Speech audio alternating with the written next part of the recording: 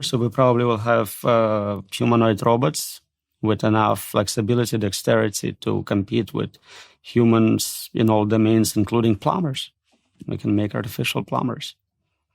Not the plumbers, where that felt like the last bastion of human employment. So 2030, 5 years from now, humanoid robots, so many of the leading companies, including Tesla, are developing humanoid robots at light speed, and they're getting increasingly more effective. These humanoid robots will be able to move through physical space, make an omelette, do anything humans can do, but obviously be connected to AI as well. So they can think, talk.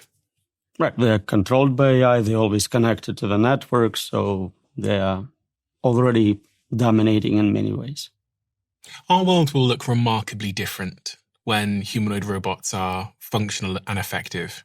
Because that's really when, I start thinking, like the combination of intelligence and physical ability is really doesn't leave much, does it, for us human beings?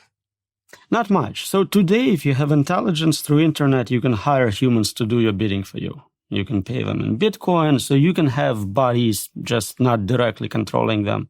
So it's not a huge game changer to add direct control of physical bodies. Intelligence is where it's at.